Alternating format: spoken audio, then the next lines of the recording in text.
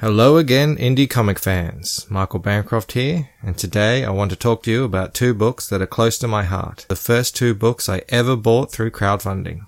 I'm talking about Max Smith's Scurry series. And like before, I'll have my own go at a classic Scurry scene. So let's get started.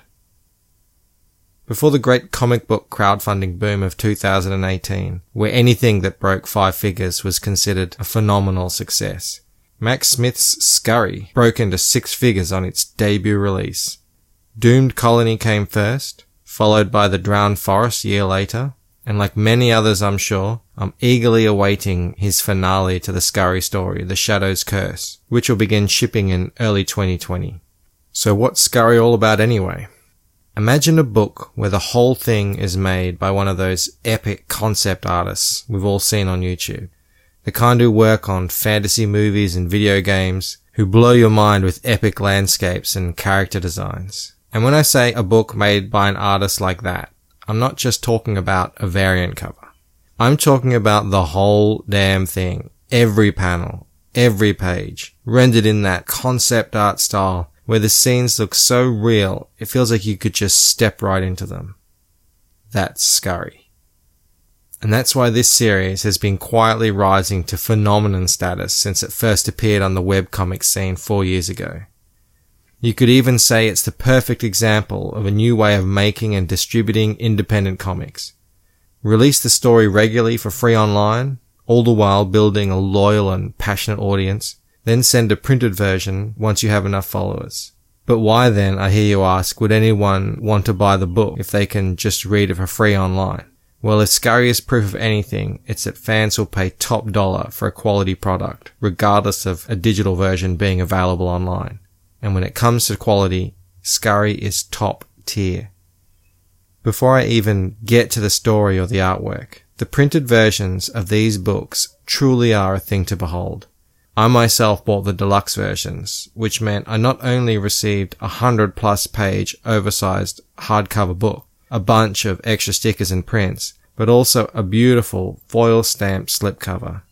And that, I think, is why fans are willing to fork over so much for these books, and why the two I have take pride of place in my collection. Beyond that, just look at this art. The detail, color palettes, and lighting in Mac's establishing shots are just beyond the pale, and the atmosphere they convey is what storytelling is all about. The characterization and gesturing too are second to none, with every emotion on full display.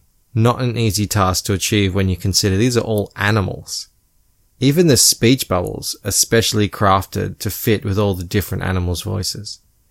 Honestly, if you forced me to make a single criticism of the artwork, and you'd have to really be yanking my arm to do it, I think it may be some of the sound effects could have been slightly better integrated with the overall look and feel.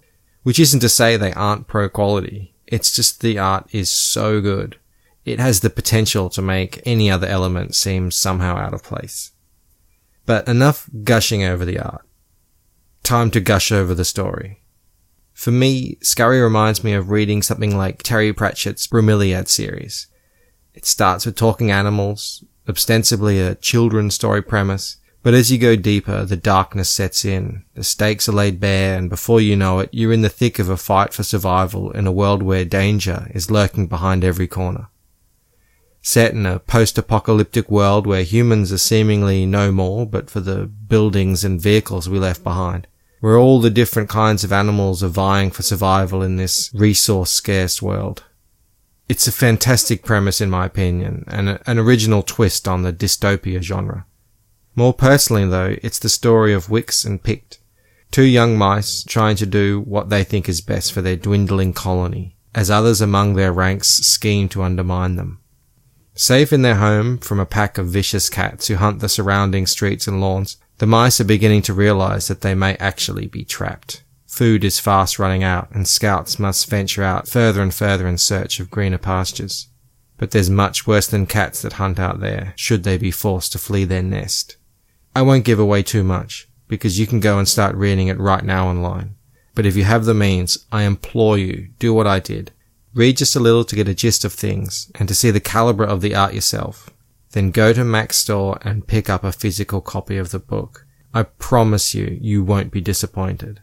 What Max Smith has created with Scurry truly is phenomenal. And inexplicably, I think he did the whole thing by himself. If anyone deserves some of your hard-earned cash, it's independent creators like Max Smith, and extraordinary achievements like Scurry Book 1, 2, and 3. As for me, I hope you liked my recreation of one of Mac's best pages. Hopefully I did it some justice. It's my first time drawing both a wolf and a mouse, so you'll forgive me if the composition isn't original, even if I did play with the colours a touch. If you'd like to see more videos like this, give me a thumbs up and leave a comment, hit that subscribe button, and until next time, I'm Michael Bancroft, and this has been Scurry by Max Smith.